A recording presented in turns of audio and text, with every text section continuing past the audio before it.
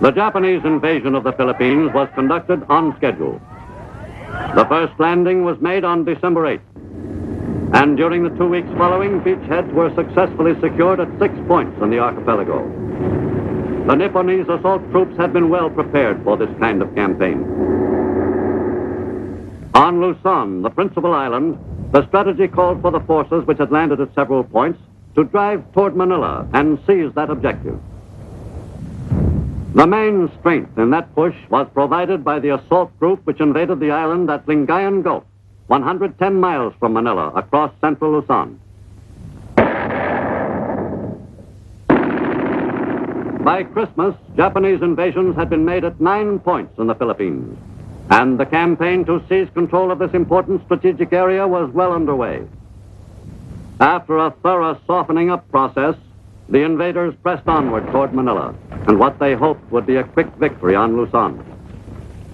During the first weeks of fighting on Luzon, the Japanese steadily reinforced their original assault units. As 1941 neared its end, the Japanese were succeeding in closing in on Manila from 2 directions. The Japanese plan for choking off the Philippine capital was working perfectly.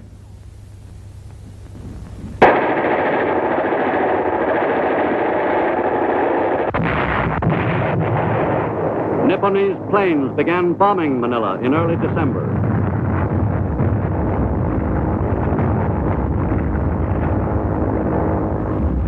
The air attacks continued as the invading ground forces drew closer to the Philippine capital.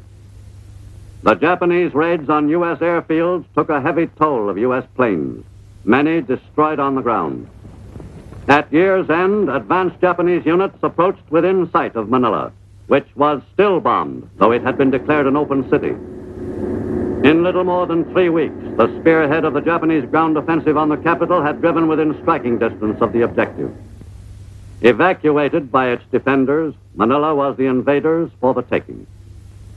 The Philippine capital passed into the hands of the enemy on January 2nd, 1942. The Nipponese claimed they were liberating the island. But most Filipinos scarcely considered it liberation.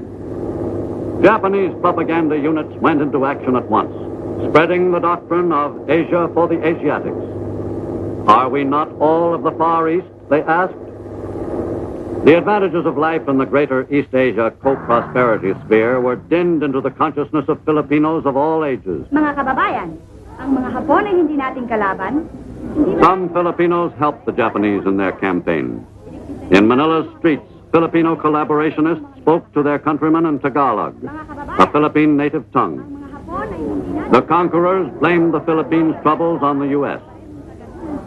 But their campaign was not an overwhelming success. Most Filipinos remained unconvinced. They remembered the story of Japanese rule in China and Manchuria. The greater East Asia propaganda continued throughout the occupation, but it needed strong backing. In mid-March, with the enemy in control of almost all of Luzon, General Douglas MacArthur, the American commander, left the island on orders from Washington and assumed new duties in Australia. The general arrived on the down-under continent to take over the preparations for mounting an offensive against the enemy at the earliest opportunity. In Manila, the start of the Japanese occupation was celebrated by the invaders with a parade through the center of the city. The seizure of the Philippine capital gave the Nipponese more satisfaction than most of their other conquests. Most gratified of all was the Japanese commander, General Masaharu Homma, to whom this day was one of the most memorable of his military career. General Homma would have found it hard to believe that this city, whose people regularly paid him deference on Japanese proclaimed holidays, would 4 years later be the setting for his execution for war crimes.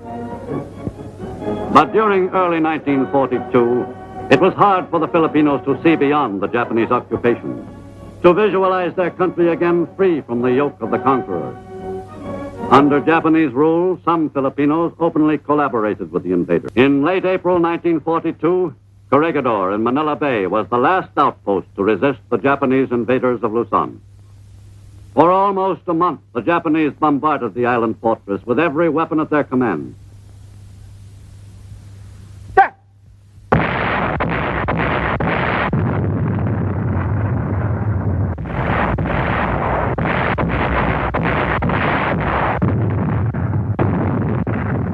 Finally, on May 5th, 1942, Japanese assault units crossed the narrow channel separating Luzon from Corregidor and stormed the rock's sturdy defenses.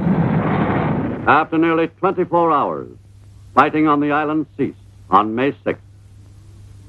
That afternoon, General Jonathan Wainwright, the American commander, met with General Homa on nearby Bataan Peninsula to effect the surrender. At first, the American commander surrendered only those forces on Corregidor and neighboring islets in Manila Bay, but not the American units still fighting the Japanese elsewhere in the Philippines. Later, however, General Wainwright was forced to surrender all his Philippine units. And in a tremulous voice, he announced his action to them over the Japanese-controlled radio. The historic statement was recorded by the gloating conquerors. This is Lieutenant General J.M. Wainwright. To put a stop to further useless sacrifice of human life on the fortified islands, yesterday I tendered to Lieutenant General Connolly, the Commander-in-Chief of the Imperial Japanese Forces in the Philippines, the formal surrender of all American and Philippine Army troops in the Philippine Islands. This decision, on my part, it will realize, was forced upon me by men entirely beyond my control. General Homa, the Beast of Bataan, soon set out to visit the scene of the epic battle for the island fortress. After a difficult campaign which had lasted 5 months, the invaders had finally succeeded in overpowering the remnants of the American Luzon force. The final battle had been one of the most bitterly fought defenses in history. The victorious Japanese inspected the area with interest. The valiant stand made by the U.S. 4th Marine Regiment, with a mixture of soldiers, sailors, and Filipinos attached, will never be forgotten by the Japanese who participated in the battle for Corregidor. The victors were especially curious about the weapons which had caused them so much trouble before the assault troops overran the island's defenses. After the capture of Corregidor, the Japanese quickly gained control of all the Philippines. In the United States, a month later, the Philippine Commonwealth government was represented by its president in exile, Manuel Quezon. The first steps toward Philippine independence, so hopefully planned 7 years earlier in Washington, had received a staggering setback. But with the support of the United States,